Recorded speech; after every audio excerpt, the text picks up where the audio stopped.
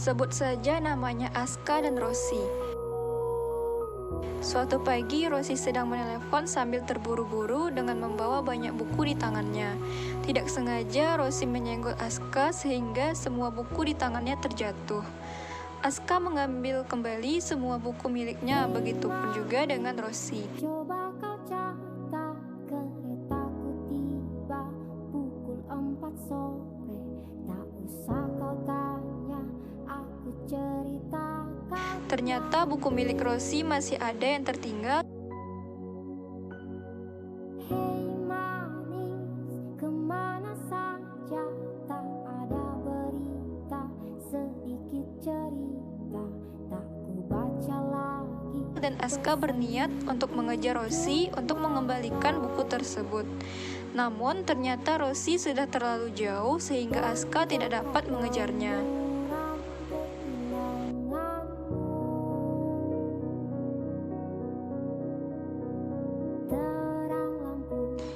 Di kos, Rosi memeriksa seluruh buku yang dibawanya. Dia baru menyadari ada sebuah buku yang hilang. Kau tengok puing yang tertinggal. Sampai kapan akan selalu berlari?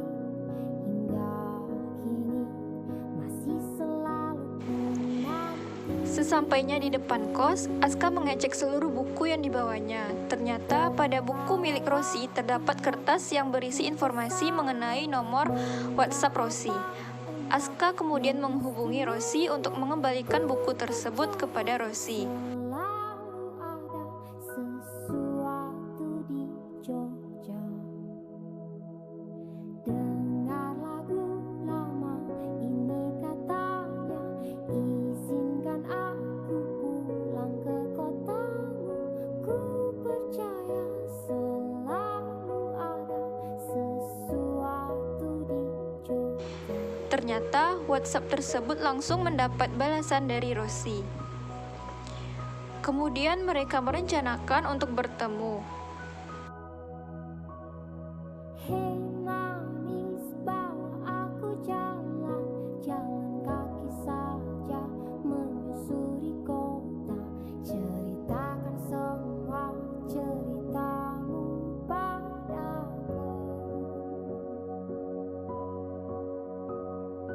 Ya Jakarta muram kehilanganmu.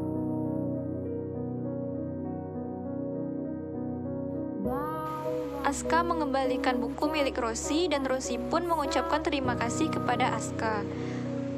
Kemudian mereka berbincang-bincang sambil berjalan-jalan. Musik yang tertinggal, sampai kapan aku kan bernyanyi sendiri?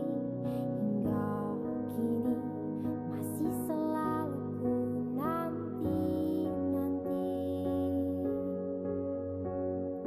Terbawalah di langkahku ke sana, mentah apa. Setelah kejadian tersebut terjadi, Rosi mulai merasa nyaman dan menceritakan Aska pada temannya.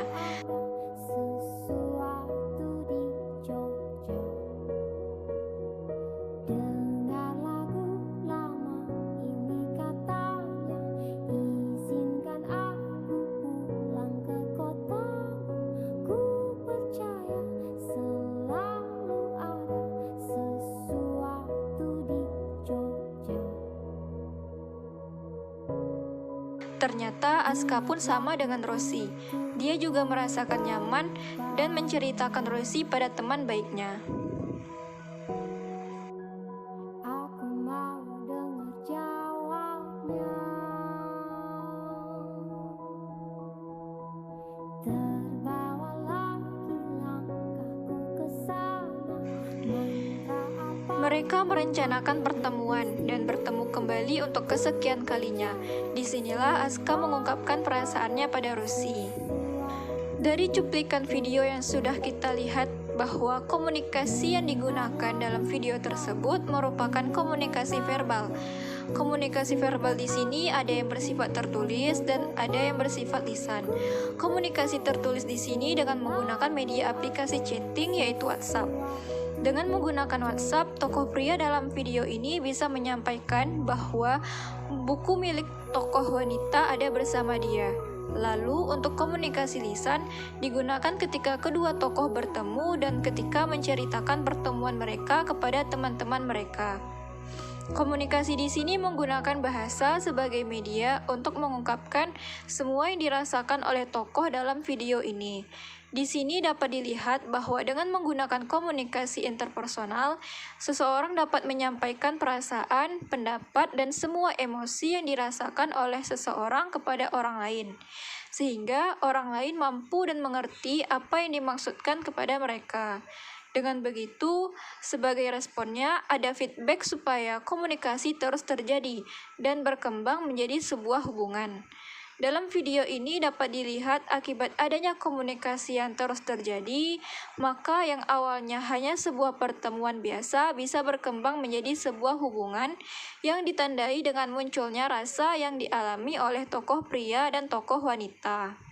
Dari cuplikan video ini dapat kita simpulkan bahwa komunikasi interpersonal merupakan komunikasi yang sering terjadi dalam kehidupan kita sehari-hari tanpa kita sadari. Komunikasi ini memungkinkan kita untuk mengungkapkan maksud, tujuan, perasaan, dan emosi yang kita rasakan secara langsung.